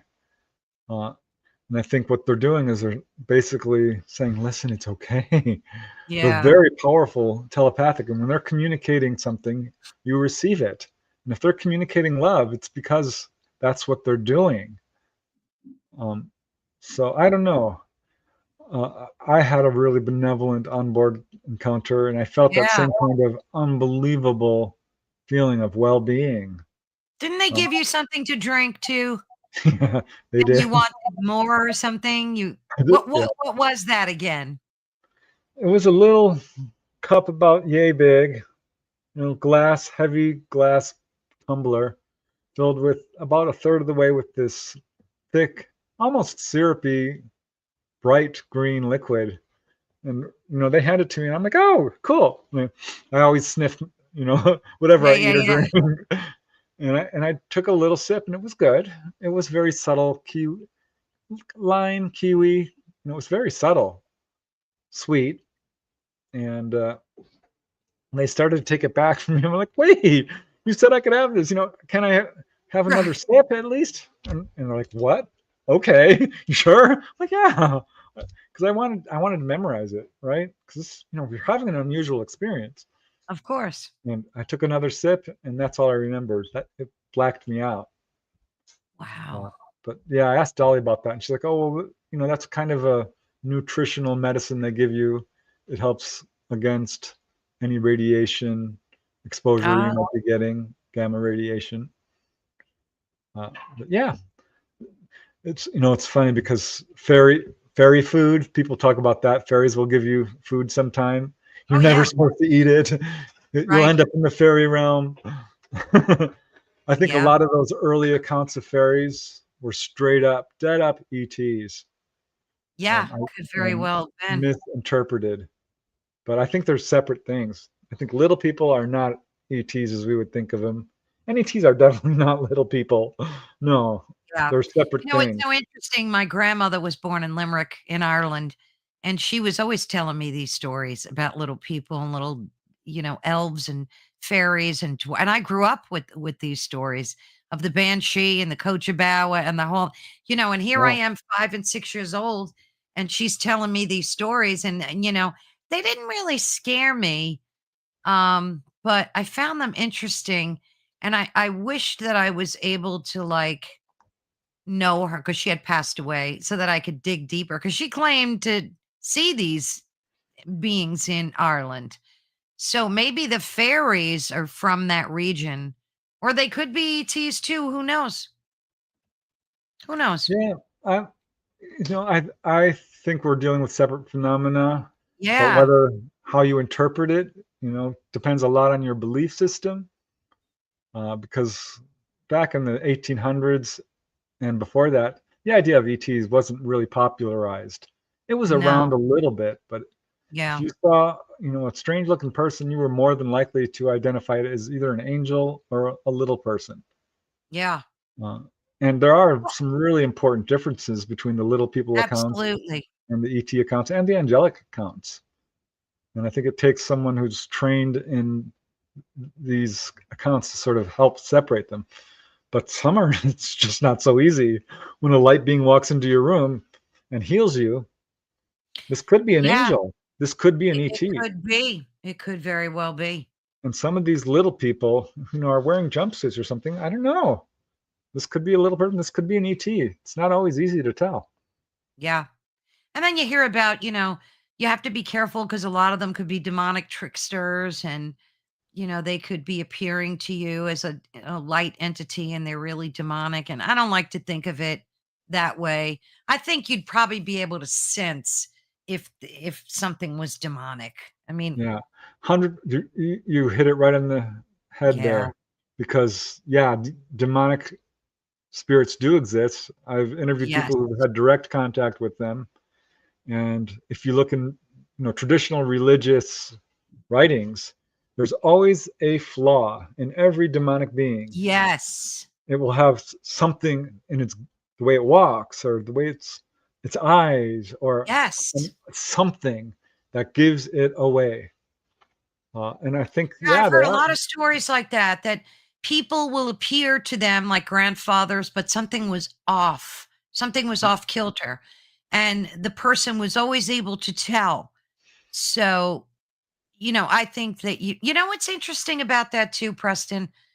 If you look at AI generated videos, it can't get the hands right. Did you Yeah. notice that? It's either got 6 fingers or 4 fingers, or like the rest of it is almost spot on. But if you look at the hands, like AI can't get the hands down. Not yet. I mean, I'm sure in the next iteration, they're probably working on that. But it's just so interesting to me how that's how I can point out a fake video. Because if you look close enough, things are just not they're not right. And I think that's the same with things that are demonic and just not of this world, you know? Yeah. A demonic haunting follows a pretty set pattern, Mm, almost always starting with knocks on the wall and cold spots, and yes. one person in the family being particularly targeted, and something that escalates from infestation to oppression and ultimately possession. Right. It follows a pretty set pattern, whereas ET contact also follows a pretty set pattern. And all of these phenomena, for lack of a better word, manifest in a certain way. I was So gonna ask you about that. What do you think is particularly common across the board, like when it comes to these encounters? Are there any definite commonalities? Like, are all the grays described the same, basically, or like what's a pattern that you had to pick up patterns, right? What are yeah. some of them? Well, the humanoid form is absolutely a pattern that we see across phenomena, whether it's a little person or even a demonic spirit. Yeah. Uh, Demonic spirits can often appear as very tall, large, black, humanoid forms, 7, 8 feet tall. Uh, with grays, you have an incredible diversity that I Yes. would say is pretty much exactly the diversity we have here on our planet, with people who are 4 feet tall, all the Mhm. way up to people who are 8 feet tall, Yeah. 7, well, generally 7. So that's people more than twice as tall as other people, and every skin complexion that you can think of, and shape of nose and eyes. We have people with beautiful Asian looking eyes, and people who have big round eyes, and Yeah, yeah, yeah. you know, all kinds of nose shapes and lip shapes and skin Yeah. colors and hair textures. It's the same exact with the grays, because the grays are essentially human. And mantids too. There's little mantid beings, all from 4 to 5 feet, all the way up to 6 or 7 is the most common reported, but 10, 12, 15. I've got 2 cases of mantids 15 feet tall. Wow. Now that would scare the bejeebus out of me. Yeah. Because Joe said that their skin isn't really gray. He said it's blue. It's like a bluish color, and that's from something that they ingest. It's some kind of nutrient. I don't know how I true. wouldn't generalize, because I've Yeah. talked to people. It's like, well, they were actually had this kind of healthy human pink color. Others Yeah. like it was bone white, cadaverous white. It Wow. looked like paint. Others like it was your typical gray. So I'm like, well, it was dark gray. It was bluish. Yeah, blue does come up. There was a slight green tint to it. These beings Yeah. look yellowish to me. I've heard that. Wow. And sometimes there's the lighting in the craft that can Yeah, affect a that's true person's too. perception. That's true too. So there's a lot going on, but absolutely human looking too. Uh, it's funny. Most people will report them wearing jumpsuits, and some people say, "Well, I think that they were unclothed." And if you question them carefully, like, did you see any of their, nipples? Part. I'll just say Yeah. it. No, they didn't. Yeah. Whereas, people who They seem have seen them, androgynous, like, right? No, these are skin tight uniforms that people are perceiving as skin. So But I'm do not you so think sure they they're have unclothed. do you Yes. think they do have sexual, like male, female kind of sexuality? Yeah. Not the little AI grays. No. Yeah. No, they But don't. there are people who have reported intimate relations with grays. Men Wow. with female grays and women with male grays. Because I was going to ask you about the whole hybrid thing. So, are they extracting like the biology from men on Earth, to put it nicely, and then implanting it in their entities? Like, how do you think the whole hybrid thing is working? Because you hear about them abducting fetuses, and I don't know. There's so many different stories about with the hybrids. What do you think the whole deal is with them? Yeah, well, hybrids are real. There's enough reports that we can conclusively say that there are beings that we would call half gray and half human. It's misleading because, again, we're really all human here, and it's very much like, a black person mating with a white person and having someone that looks a Exactly. little black and white, and just beautiful. I think it's absolutely beautiful when this happens, and that's what's going on here. Grays have had some. This is according to many of the counts I've certainly interviewed people about, have had some problems with their reproduction and are reinvigorating their genes. Yeah, they'll take genetic material from men and women and create hybrids, and this might be done, in a natural way, or in in what we would call in vitro, I guess. Yeah. Uh, But but do you think they're taking fetuses from, I've seen so many of those stories. Oh, oh, look who came to say hello. she slobbered all over me. That dog. Ah.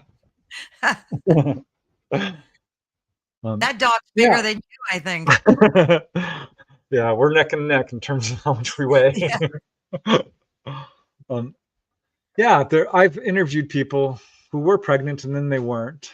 Pat Right. Brown is one of them, and she's like, I do feel a sense of violation from this, but I have to tell you, I don't think these guys are evil. I'm glad I had my experiences. That part was very difficult for me. Yeah. I think I have a child out there.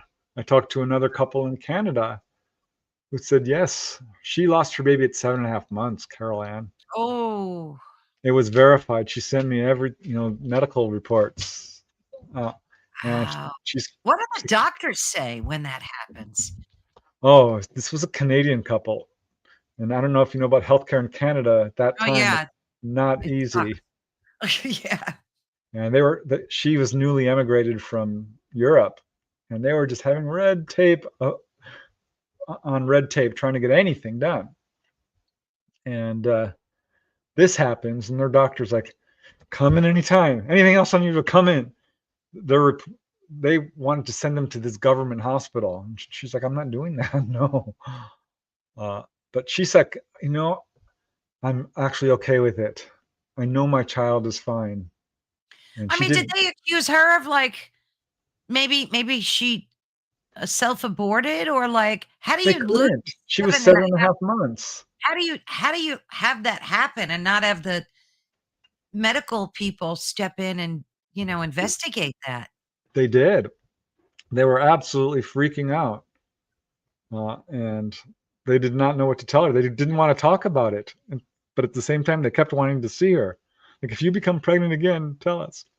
Were there signs of like a delivery or nothing? So was it like she was never pregnant?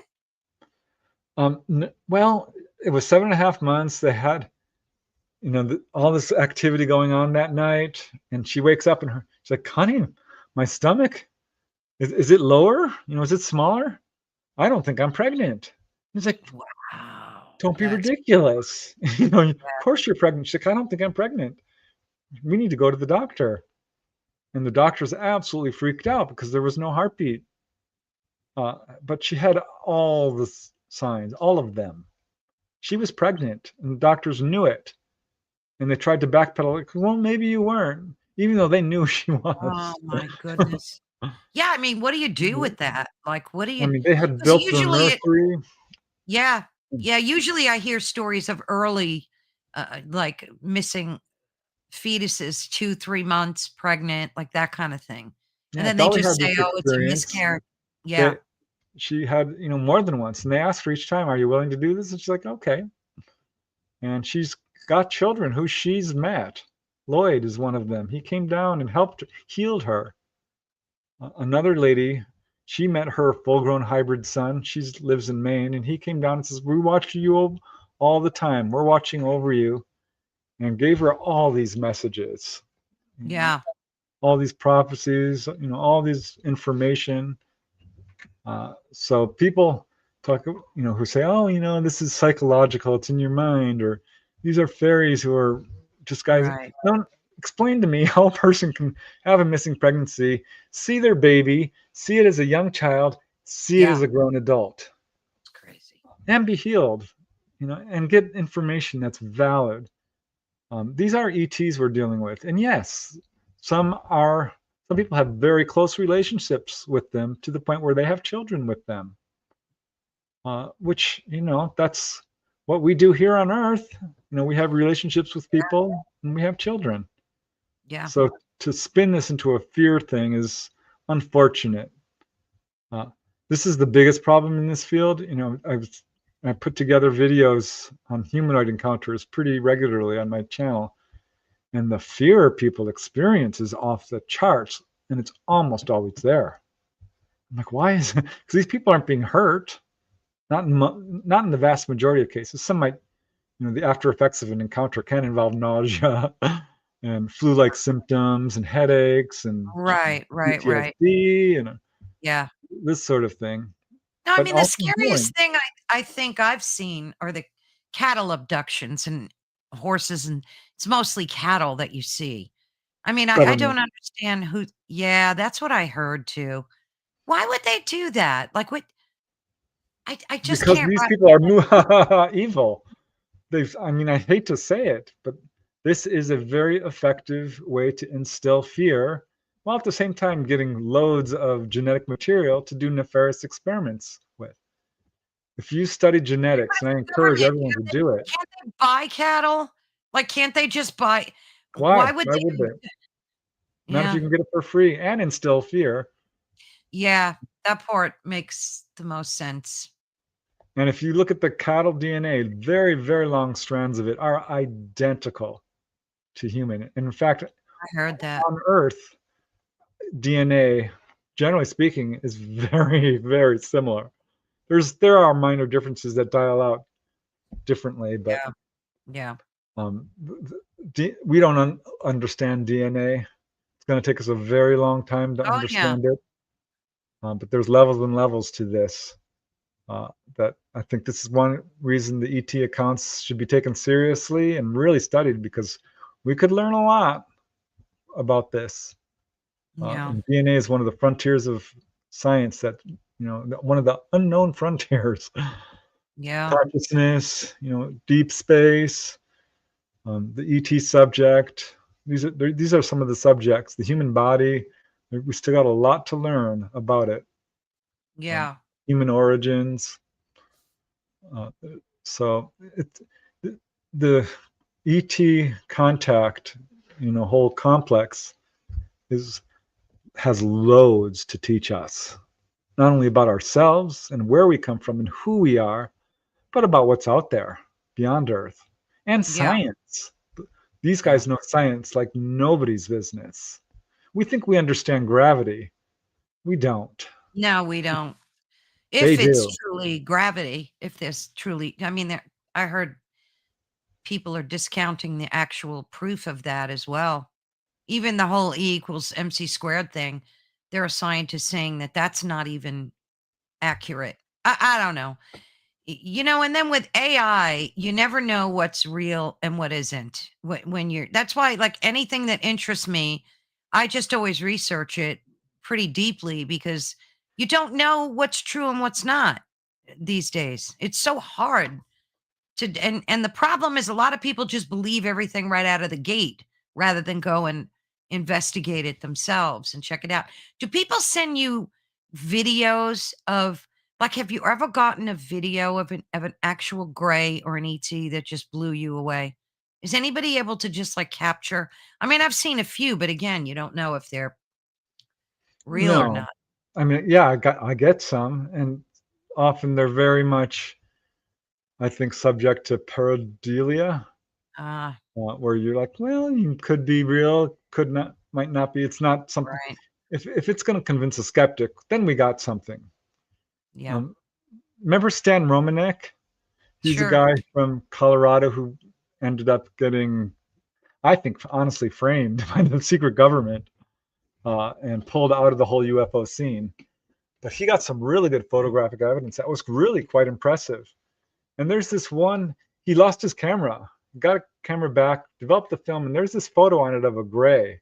You can see its face. It's full on. I'm like, whoa, this is a really good photograph, if Yeah. real. Well, I showed Yeah. it to Dolly. She doesn't know the provenance of it. She doesn't know not know where this photograph comes from, right? I showed it to her. She's like, "Oh my, yeah, that's absolutely looks real to me." Wow. And if you can find this, you know, I'll send it to you if you want. Oh, yeah, I'd love to see it. But I think that's probably a real Yeah. photograph.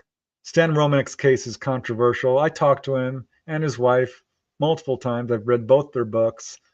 I think his case is legit. He was caught apparently throwing a pen and saying, that was a poltergeist. Oh, Yeah, too bad he did that because so that kind of blew up his disappointing. case. And then he got accused of crimes Yeah. that he Yeah, says he like, did not what the commit, heck?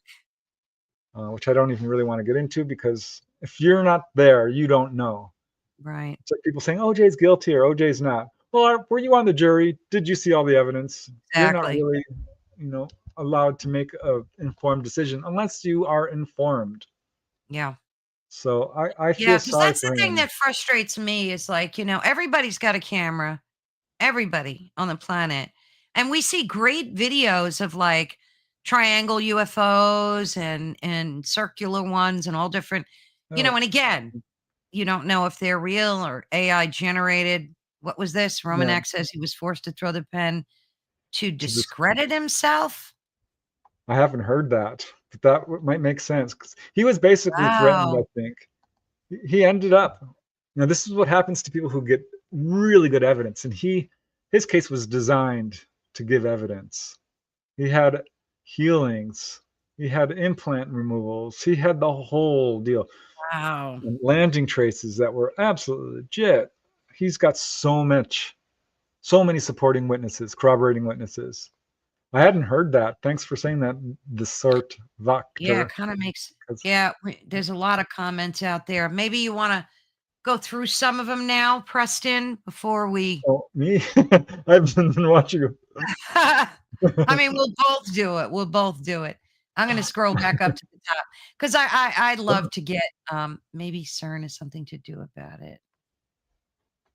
um, Okay. I'm always interested in CERN because I think they're doing a bunch of nefarious stuff over there.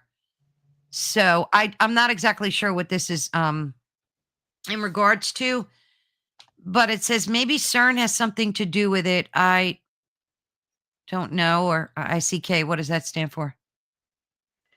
um, ICK. I think it's supposed to be a D. IDK. I I don't don't know. know. Wouldn't it be? I don't know. Yeah.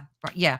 Just listen to the episode on the French UFO wave 1854 when CERN was started in Yeah, France, by the way. Great episode, Preston. Yes. yeah. Preston's episodes are That always was great. 1954. The French wave of 1954 was off the charts, unprecedented, never happened before or since. It's crazy what happened in there, which coincided exactly with when we supposedly discovered the secret to anti-gravity and CERN had just been formed. This was Mhm. clearly a message from the ETs. They do this. Dolly's like, you need to start looking what's going on in government during these UFO incidents. Yeah. And she was right. Oh my God, because there was this wave in the second week of November 1957. Off the charts. Cars were being stopped on the roads. It was worldwide. It was crazy. No, nothing ever like it before, except maybe the French wave. Sputnik just been launched. Yeah. There was another case I was looking into where 150 craft showed up over Barber's Point, Oahu on a Wow. certain date. So I followed Dolly's advice. I'm like, I need to look this up.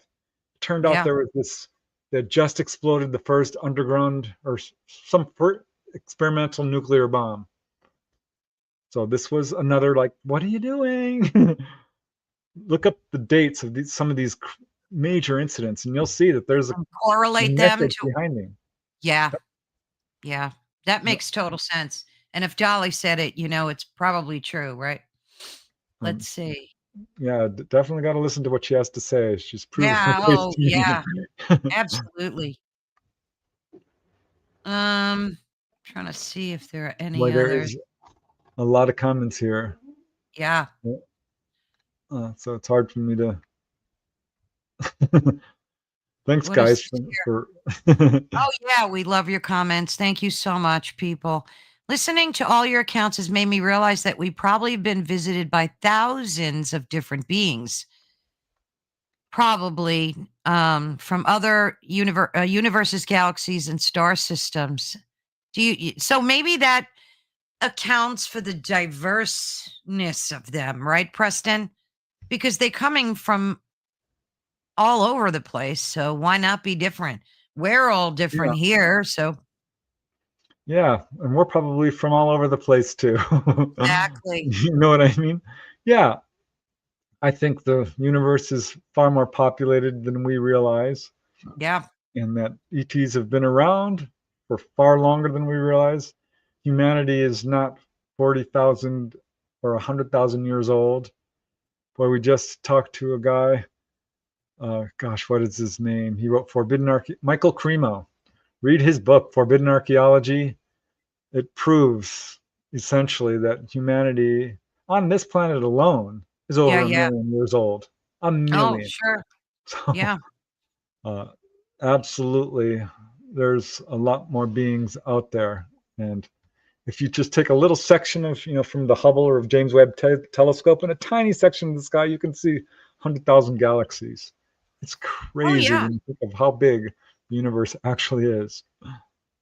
It's I mean, and now they're saying that they're finding this biological life on Mars, proof of it. That there was a lake there, I guess, and they're finding that who knows, maybe Mars was Earth at one point too. well, Earth-like, yeah. Earth-like, yeah, One guy in the book, he is a contactee from Texas. He's the one who saw the little blue beings, saw the picture, and contacted me. Uh, he was like 7 years old. And he's like, "Mom, we came from Mars. Did you know that?" wow. And that made me laugh because this is what Dolly was told. I've heard this from a number of other Oh, is that contactees. right? Dolly was told that. Yeah. At one point, we lived on Mars. It was in a different position. It was in the what we call the Goldilocks zone. Yeah, yeah. But there was a disaster that was solar system wide and knocked Mars out of its orbit and basically Well, killed that's Mars. believable. But Yeah, I mean, galaxies collide and things happen, so that's yeah, a very believable scenario, right? 100%. Yeah. I'm not seeing any questions here. Lots of really good comments. Yeah, a lot of good comments. Uh, Um, but, well, if someone has a question, maybe re-input it again. what is this here? I saw three fleets at different times and recorded a bit of the last one that I think came from the incident in England where they covered the army base. Yeah, Rendlesham probably. Yeah, Rendlesham. Yeah, well, what's flying around now is dollars to donuts, our own, because we do have this technology, and it can absolutely convince people that it's exotic, Do you think meaning we ET. reverse engineered it, Preston, from like Yeah, downed craft? Yeah. yeah. Not to the extent where we can travel interstellar distances. I think that's going to be quite a step for us at this point, despite some of the information or disinformation out there. But yeah, anti-gravity, sure. We've had it for probably 70, 80 years. Wow. Uh, and Some of these craft are triangular, some are real classic saucer, Yeah. uh, and would be very convincing. Now, if you see a craft that has rivets on it, you can bet, if it's matte black, probably our own. Yeah, it's government. The real ET craft are made of a material that we can't create. It's really beautiful, very shiny, reflective, no seams. They have a certain way they move in the air, which is kind of like riding on a wave. Yeah, yeah. That's essentially what they're doing is harnessing the Earth's gravitational magnetic field lines, which do Mhm. fluctuate. So that's what you're looking at. Well, Uh, doesn't Dolly say the craft are living? That they're actual right. yeah, which is funny because I'll be interviewing people and they're like, well, I touched the wall and it wasn't really metal because it looks Mm, like metal to some people, but it said it had give, almost like dolphin skin. I'm like, genuine contactee here. I hate to give away these little nuggets of information because sometimes I'm able to use them. sure, But exactly. it's in the public arena. So yeah, there Yeah. people do report that. Uh, yeah, like the floor was soft, or this table actually melded to my body. Yeah. And it's amazing how advanced these craft are, because yeah, they're living beings. And I kept hearing this for the longest time. I'm like, this is really confusing to me. I wish I had somebody I could interview who would, you know, clear this up for me. And that's, Dolly came along and absolutely connected the dots for me in a number of ways. See, the universe heard your call. Yeah. Well, here's a question: do pets get abducted? Ah, Of yeah. course. Yeah, absolutely. I've got in my book, The Healing Power of UFOs. I got, I think, 10 cases of animals being healed. One lady I interviewed, oh gosh, what was her name? At any rate, her dog Katrina had developed valley fever, Mm. and this was at a time where she really needed her pet. She was going through a hard time, and she woke up on board and saw her dog laying up with its limbs out and someone working on him, and she rushed towards this Italian looking guy who was working on him in a jumpsuit and was gonna hit him. And he one jumped in front of her and said, stop just 1 second, Wow. breathe, take a look, we are helping your dog. Because we love our animals, they're our family. Oh, God, yeah. And this being reached into her dog's lungs and was working on him. And yeah, he Wow. had valley fever and was not doing well and did much better after that. I know a case of a dog was cured of arthritis. Uh, Another horse who had hoof disease, and this is in Australia. The guy went running into the barn because it was all lit up with light, and there was an ET there with this really weird instrument curing his horse, of all Wow. things. One lady I interviewed, she's like, "I'm sorry I didn't tell you this, but yeah, my cat got chewed up by a coyote and I was going to have to put her down. And but morning came and she was completely better. Her Wow. ET friends came and healed her. That's One guy beautiful. I interviewed, it's funny because Dolly just described an incident like this a couple of days ago. No, I didn't interview this guy. I found his account.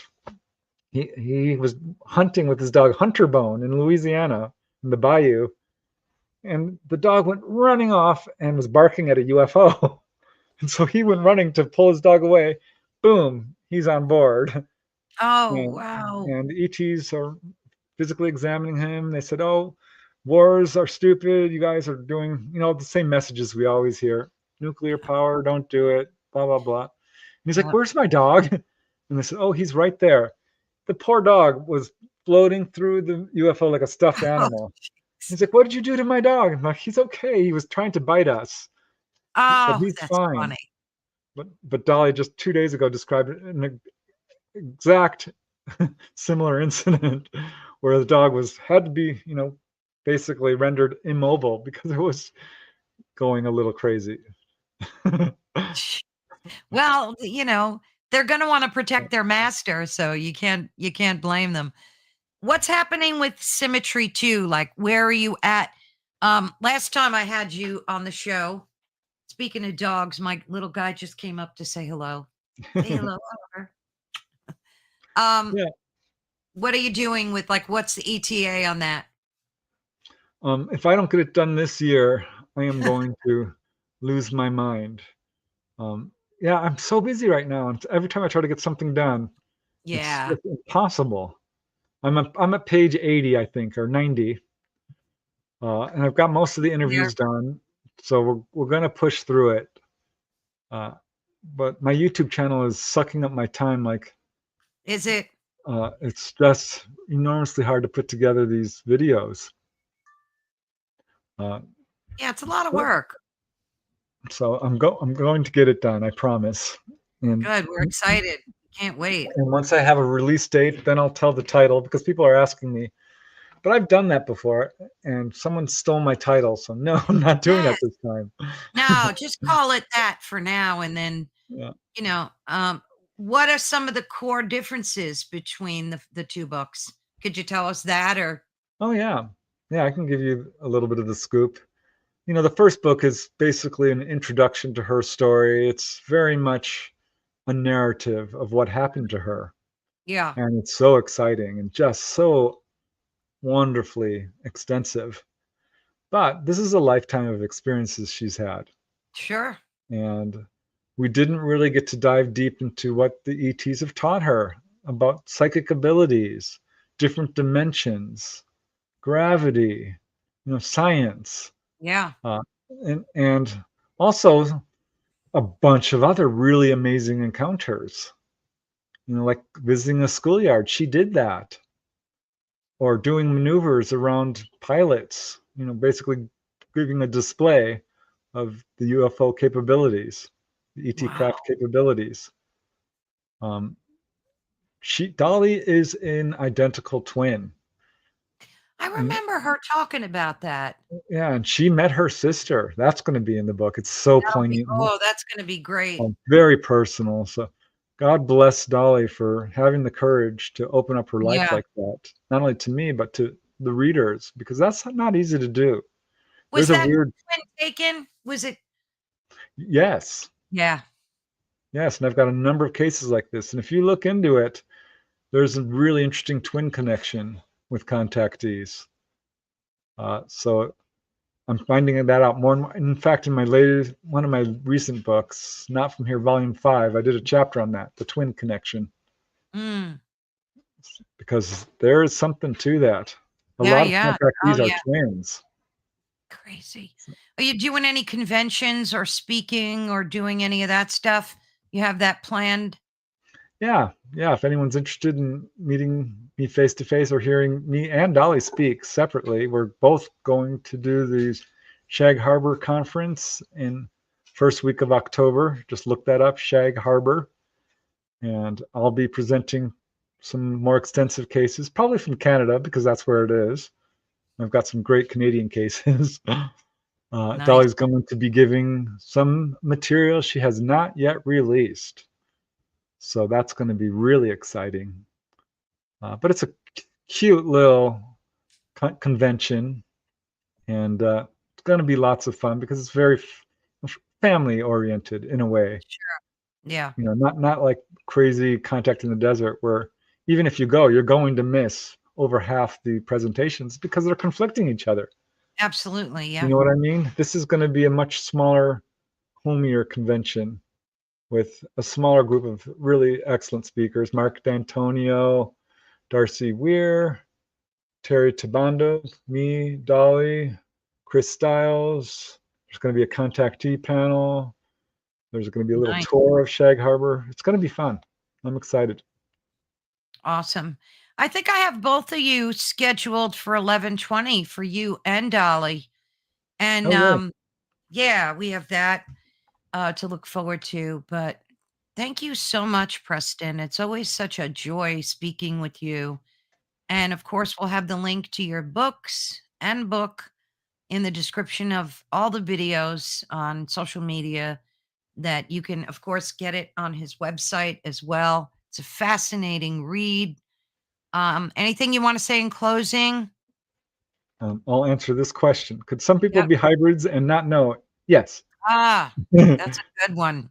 Yes, some people will have direct contact and never know it. In fact, I think we're kind of all hybrids. But yeah, in closing, thank you, Carol Ann. I love doing your show. It's always just so natural and fun. Thank you. This is an important subject. You might not believe it, but if you don't, I dare you to ask your family, friends, and coworkers. I That's bet you'll right. find some cases. But yeah, just thank you. And you can find my books on Amazon or at my website. Check out Dolly and I on our weekly podcast, The Light Gate, Mondays, Yes. not 8 to 10 p.m. What else? Yeah, just be kind to each other. Move Oh God, past that's the fear. best. Love is the answer. Don't It buy into really the is. fear and divisiveness because there's a lot of that going on. Don't believe it. It's not true. We love each other. We can and Do. we will and we should. I love that, Preston, because there's so much divisiveness, and we're all the same under the heavens. We all are, and I can't stand this political government propaganda nonsense that's being thrusted upon us. So I don't know. I keep praying that ET will actually show itself. But I know They Dolly said that. have, Caroline, they Well, have. I mean, massively to everyone. Like, just do Well, a I'm ready, but major appearance, they like a have. I keep global saying appearance. global. Okay. Well, you never know. If Yeah, it comes to an existential event, and it probably will, it's probably. going to, there will be, a worldwide rescue. Most Yeah, I contactees mean, have got, well, not most, but a lot of contactees have gotten that message. yeah. Yeah, it would be nice if it was global, though. I think it would I'm ready. transform Yeah, everything. Yeah, yeah. I would love that. Oh my gosh. Every day I look up and I keep I keep praying for it, but we'll keep our fingers crossed. But Preston, you are such a blessing to the Oh, community, to us. We just love you, Preston. You're the best. no, Fan I your love you fans love too. You, we will Caroline, be and all you in fans out there. I truly touch. do. I know who you are. So thanks for showing up. Of course. And thank you again, Preston. Much love to you. I will talk to you soon, dear. Okay. Bye. Bye-bye. Thank you, everyone. He is such a blessing to speak with. I'm always so flawed by the amount of knowledge that he has and the dates. The dates. He knows all these dates. I can't even remember like last year, and he knows all these dates. But that wraps up another mind expanding journey into the real X Files. It truly is. A huge thank you again to Preston Dennett for guiding us through the extraordinary worlds of these humanoids and high strangeness. And like he said, if you don't believe, I don't know, you got a lot of thinking to do. But thank you all so much for joining us at Ethereal Encounters Unveiled live on United Public Radio Network and the UFO Paranormal Radio Network, which is 105.3 on the Gulf Coast, 107.7 FM in beautiful New Orleans. So be sure and join us for our Friday show. We're opening up lives on Friday to do a lot more of them. I still have a few pre recordings, and I like to have pre recordings for folks that can't make the live, but by all means, do join us for the lives on Friday as well. And thank you so much, all everyone in the chat. Everyone loves Preston. Yes, his books are amazing. Thank you so much. It's been a blessing spending time with you guys. Thank you, and God bless.